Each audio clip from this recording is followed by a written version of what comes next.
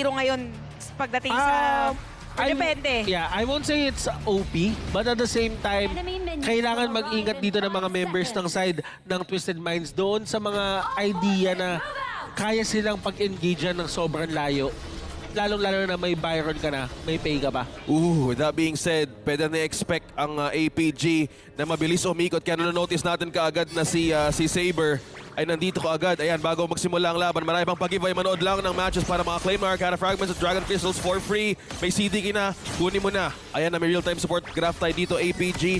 Looks like ang plan ngayon ng APG looking at this rotation, sama-sama puwersta, strike in numbers, at dito ma-amplify ang passive ng isang lapu-lapu. Grabe pala yung combo ngayon na in-explain ni Butters lahat ng kayang gawin ng isang lapu-lapu. Tapos meron ka pang kasama na Garuda. Yung AOE, meron kang taga-crowd control sa harap. So parang meant na nandun lang sa harap yung lapu-lapu, mag-deal ng damage to the rest, tapos may free hitter ka with the RNG. Kaya for Twisted Minds, as much as possible, kailangan pigilan nila yung early rotation dito kasi medyo consider scaling. Then yung Garuda, okay, maaga poke lang yan. Parang sinasabi nila na okay, alam din namin na nandyan kayo on that area.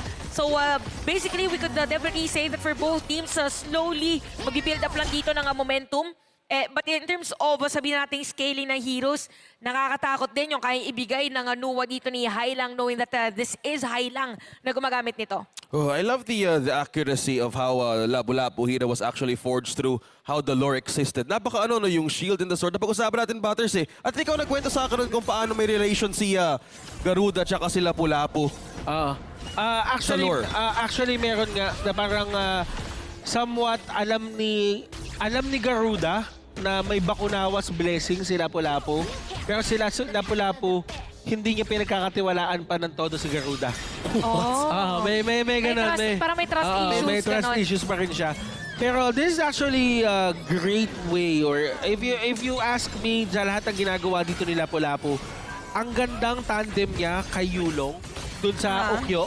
Kasi kung may man-knock up, 0.75 seconds is enough time for Yulong to get in, go for a stun, take down kung sino may nasa harapan niya. Ito rin sasabi nyo kanina na kailangan ng precision to make the paunahan ng pindot technique work laban sa Pei and Ukyo Tachibana. So in a way, APG sinasabi nyo kailangan talaga in sequence para makita natin kung paano mag-workout yung lineup na to. And automatic, kailangan din ma-check yung department ng APG kung kamusta naman yung damage will work through sa mga ganong klase scenario. Oo nga eh, kasi kung, or kaya kung yung damage ba nila dito, kaya ding i-withstand yung damage na kaya ibigay ng side ng APG. Kasi for APG nga dito, layering, sinabi na natin kung paano yung magiging sequencing nila sa paggamit ng mga skills. Na for Twisted Minds, yes, meron sila dito nga unti-unting layers, pero ang difference kasi dito for the side of an APG, mas kaya nilang i-hold longer, tas may Ukyo pa.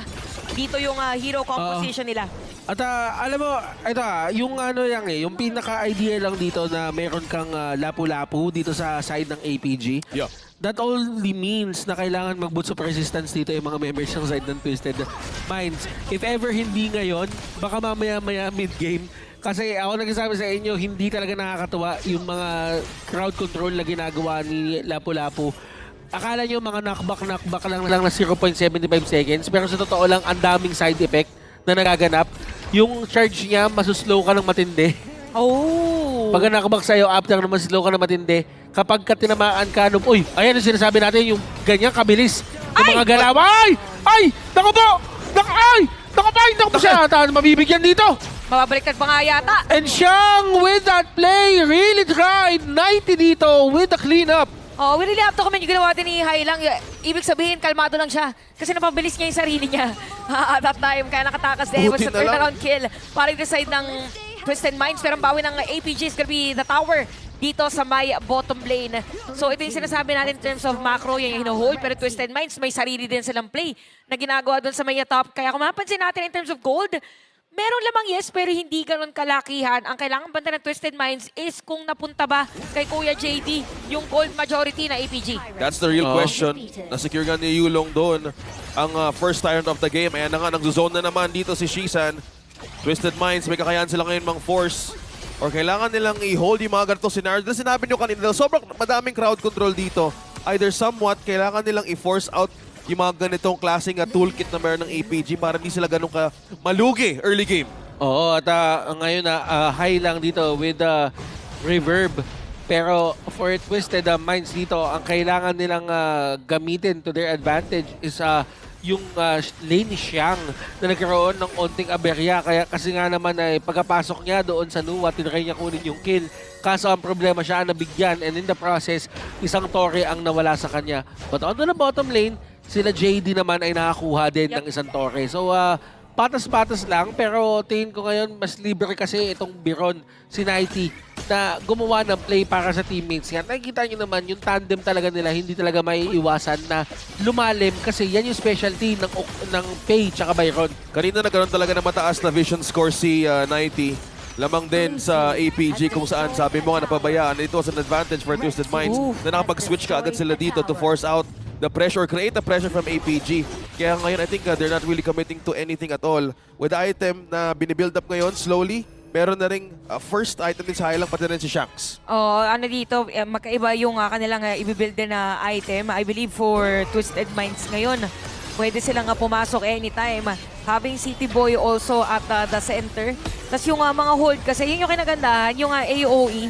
Yes, merong wing of judgment with this Garuda. It's just that for Twisted Minds, pwedeng diretsong pasugod. Huwag lang talaga magkamali ng pwesto. So APG, medyo napupush back sila ngayon. So kapag nag-react naman yung Twisted Minds dun sa gagawin ng APG, magkakaroon ulit ng space on other lanes. Pero ito talaga talagang bakbak ang mga member dito ng side ng The combo. ng Twisted Minds. Ayaw talaga nila pakawalan. And kung tutuusin, ang iniiwasan ng side ng Twisted Minds dito is magkaroon ng full-blown team fight. Pero may pick-off ng magaganap doon. Crucial initiate dito para kay City Boy. Huli nila si Shishan at kaya pa nilang tumulak ng Torre dito. Si Nighty ayaw talaga paalis ni Saber. And this is the range capability na meron niya yung side ng Twisted Minds. Mengya plus Nuwa ang lawak ng abot nitong mga to. Well, speaking of abot, sinabi mo Chantel kanina yung mga pwestong pasugod. Ay, yung paggulat na ginawa doon ni City Boy was very important sa Twisted Minds. Alam mo nga, element of surprise sa kanila pwede i-capital dito laban sa APG. Ang dami ground control na pwede mangyari dito. Oh! Okay, merong mangyari doon sa may middle lane. But yeah, ayaw talaga nila mag-commit, totally commit. It's not going to be that full-blown team fight na hinahanap natin dito. But kung titignan nyo si Lapu-Lapu, naka-heal, naka-heal support item na siya dito. And he knows na hindi kinakaya ngayon ng mga members ng side ng Twisted Minds yung damage output na meron sila. Clean, sila Highlang at si Shanks. Kailangan nilang ma-survive lang yung initial barrage na ginagawa nila sa side ng Twisted Minds. And from there, they can win the fight. Kaso ang problema naman, si Yulong dito, hindi talaga pa kaya eh. Hindi pa nila kaya. Hindi pa enough.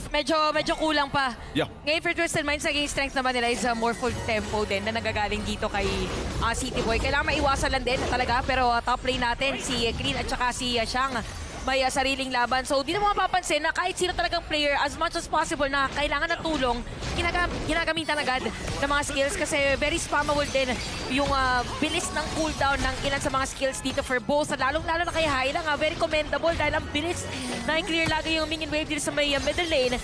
APG, medyo slowly, nag-aantay ng perfect opportunity. You have the Venomous Staff already for Shizan onto this game. So, pwede mo kasi anytime! Napakaganda na stand na yun. May very gymnastics play by Carlos Yulong. Biglang umano sa, ano tawag doon? Yung tinatapakan? Yung bar. Yung bar. Yung gymnastic bar. Ayan ang Carlos Yulong! gold na gold. Uy! Nag-flash ba yun? Has destroyed a Hindi, tower. Hindi. Natulak yung natulak lang. Natulak lang. Nabugahan. Nabugan. Na-mention. Napaso. Ano lang, na kailangan mo lahipan ng konti. Kasi sa sinabi nyo dito kanina with Twisted Minds, ang galing ng pagsabay nila sa scaling dito ni Highlang no? Yep. Alam nyo kasi kanina na si Yulong is also felt a bit short sa naging items build up na dito. So maybe that's the reason why na ayaw nilang bitawan yung scaling factor na meron ng Twisted Minds as they also control the lanes. Ang ganda na ginagawa ni City Boy. Meron bang flash na gagawin dito because they're really eyeing on the T1 on mid para mabutasan ng APG. Pero City Boy sa vision, man. Kailangan mo talaga inata sa magagaling to. Mukhang nalaman ata. At dahang-dahang nakikita kung saan magagaling dito si Yulong. Tamang bantay lang muna at tamang habol for Twisted Minds. Alam mo, dito nahihirapan ngayon yung... Ay! Hindi, Ay! Okay, pinahuli. Oh! Ay, hindi umabot lahat ng skill. Oo, nakatakas. Nag-flash pa doon si Highlang, ha? Pero si Shang, okay, nagdash lang. Nagdash lang just in case. Pero ito, kasi may nagiging problema nila, yung longer team fights, napaganda dito ng AOE. At ang haba ng AOE na yun with Shizan's Garuda. Pero si Shanks dito makakakuha na rin ng panibagong item with Daybreaker against APG. Sinigsimulan nila dito yung objective. Ginamit na naman yung Wings of Judgment. Oo.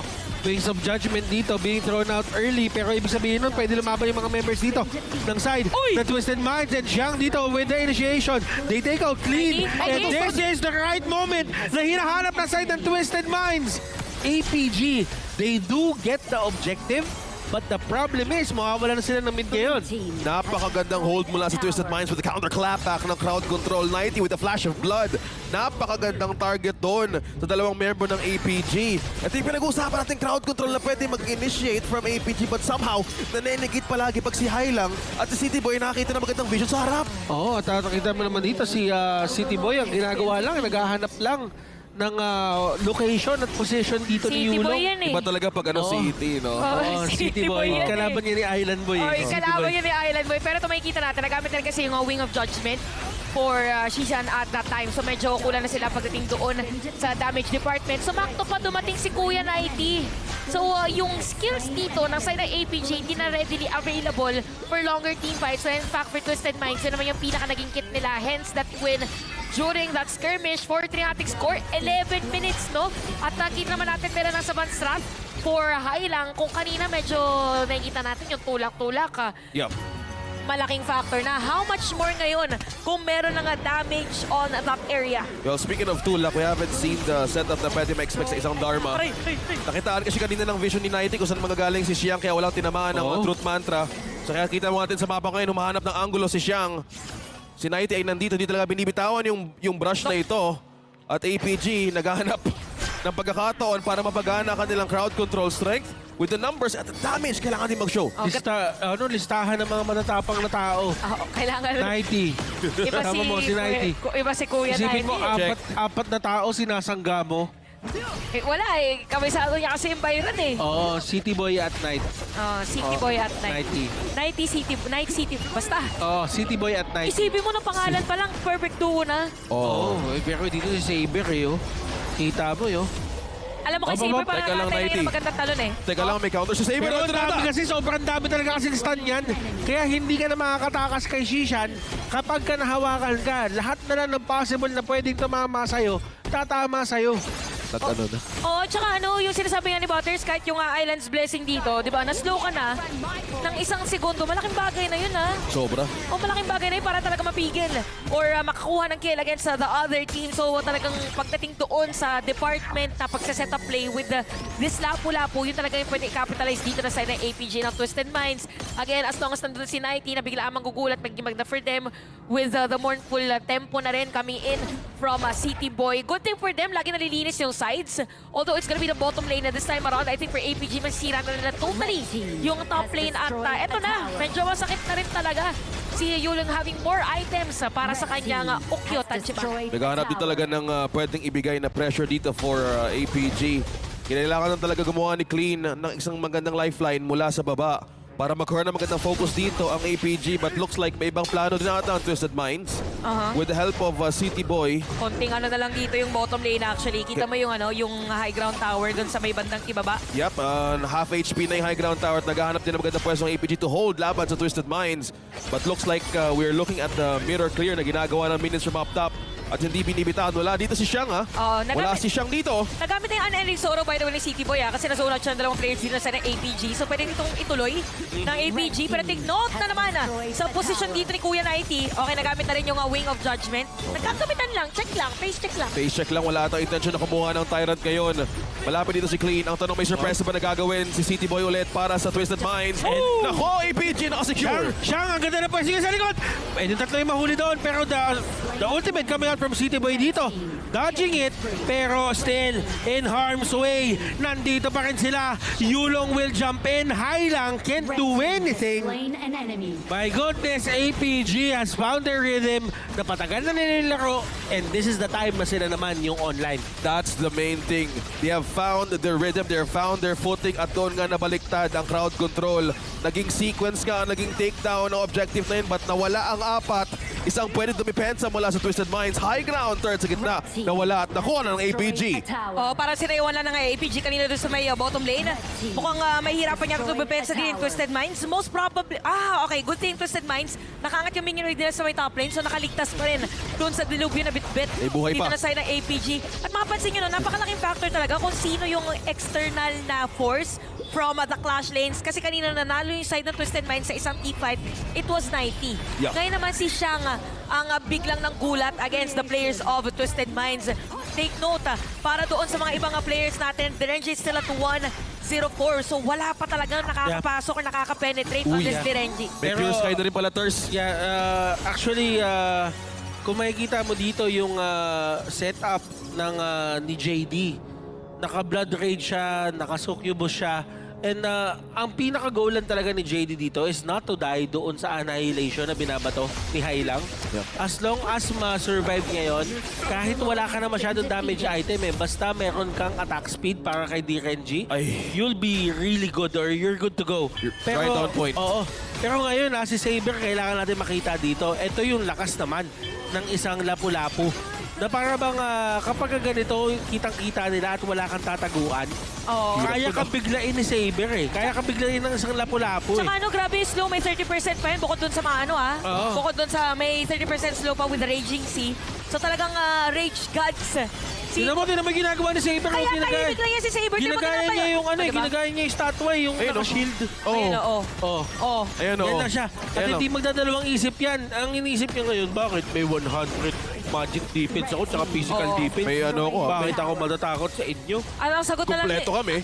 Nung narinig tayo ni Saber, ang nasabi na lang ng hero niya, Omsim. Omsim. May Strike in Omsim yun numbers. May Omsim yun Oh. may Omsim yun. May favorite line ko yan Salamat for giving me a chance. Wow! Sana all na bibigyan ng chance. Parang konyo naman. Pero ito, chance na ito ng Twisted Minds para pwede Oo. mabaliktad.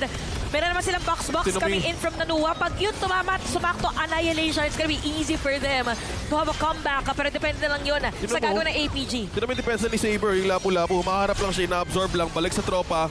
Men, sama lang tayo, wag kang aalis. At doon lang, may wave clear pa ang Twisted Bilis, Minds. diba? Mabilis Bilis ang, lang. mabilis ang wave clear dito ng Twisted Minds. Kaya ang kailangan lang talaga mangyari, mag-land sa tamang target. Yung mga skills nila, madepensahan agad lahat ng minion wave. And most probably, dahil 20 seconds, meron tayong objective na pwedeng kuhanin. Kailangan makapag-contest ang Twisted Minds. But they need to consider on clearing first na minion wave dahil nagkaroon na tayo ng mga backdoor play Ay, na thankful tayo nako. na nangyari yun. Wala nang high ground turret pa lang ang Twisted Minds. And medyo pansinin nyo yung build na ginawa dito ng Lapu-Lapu. Naka-Pregit, naka-long night. Technically, ang hirap ng patayin yan. Isipin mo sa dami ng slow, sa dami ng stun na binigay sa'yo ng devs, dinagdagan mo pa ng isa.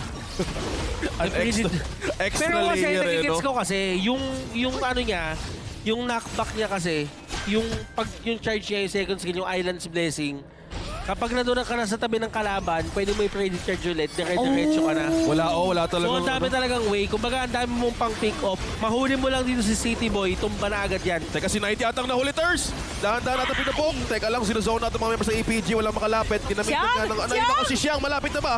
May section tuwa rin naman Kukunat na ng mga players dito. Pero, I am Brusco. Pero kita mo diba, kitang-kita mo naman yung threat sa damage din dito ng Twisted Minds. So with the landing nga ng mga heroes, pero hindi ko sure kung kaya na i-hold for the next couple of minutes pa Yup. na laging ganito yung sitwasyon. In a way, kailangan nilang gumawa ng paraan dito para medyo makahinga doon na sa mapa ng APG. So masakit na rin yung items dito talaga ni Shanks. It's all about the timing now. May Eye of Phoenix ka na rin also for this U1 for Sinboy. Nagpalit ng gamit nga dito si DRNG kanina, ka-deep frost yan Oo, pang slow no? Kumuha na ngayon ng daybreak. As in, literal sabi niya, parang wala namang ginagawa yung slow ko dito. Kailangan Parang ko hindi may naman onting physical pierce ako. Palitan ko na lang Palitan ko na lang to. Pagka Ganda ng timing. May insatiable na tone na. nai-slow, sabi niya, Tone of wisdom. Oo, nai-slow ko si Hailang. Kaso ginagawa ni Hailang, ulti lang, nagte-teleport lang pabalik. Parang wa-effect, no? Para saan pa to? Pero ito si Hailang meron ng Tome of Wisdom. Pero na-realize ko, tama Mas masakit na. din yung call ni JD. Na? Bago lang kasi na hero sila Lapu-Lapu. Ano? Galing. Ganda Sorry. ni JD. bagay lang pala dun yung ginawa niyang Daybreak kasi ngayon nga lang nilabas sila Lapu-Lapu. So pero parang kailangan pa kumuha ng isang DRNG ng pang-slow ng kalaban. Yeah. Yung roam mo lahat ginagawa eh. Oo. Ay! Eh, paano pag hindi siya makapag-front? Diba? Yun yung magiging problema. So, at Nakakuha least din from ako likod. Yeah, speaking of front, no, nakakuha din on Ominous Premonition si Saber or si Lapu-Lapu. So may kunat na rin talaga to. Ayan na. Teka lang, mukhang may intention ng APG na mang bait dito. Yung pwesto dito ni, ni Siang. Feeling ko, kinover naman yan ni 90. Kailangan talaga umabante. Teka lang, Pero, ang bilis maglak ng Twisted Minds. iba yata yung magiging call nila dito. Si 90, Ako, ginagawa siyang tinadivert ang attention ng APG. Ano kayo magiging call? 90! Mapapatay din ni Kuya JD. Oh, kaya na nila to. Tingnan natin kung magkakaroon ba ng agawan and Saber will get it. Lapu-Lapu ang makakuha. Isang Omsim naman dyan, Idol. Omsim. JD, nandito na kayo yung mga members. Destiny has been used. Saber, dito tingnan nyo. Ay! Tingnan natin kung tuturuhin niya to. Si Shax na Pwede mag-isa. niya turuhin to eh. Ay, tinuro mga kaibigan. Tumba mag-isa si Mengya at ang Pilipino hero ay makakuha ata ng kanyang first win. Damay ka na! Damay ka na! Haylang! At dito na nga magko-close ang kanilang unang laban. And APG with the scaling factor with the Lapu-Lapu. Game number 1 secured by APG. What a way to end para dito sa APG. At kita naman natin, sinabi natin that for the team, the strength is on the macro pagdating sa early game after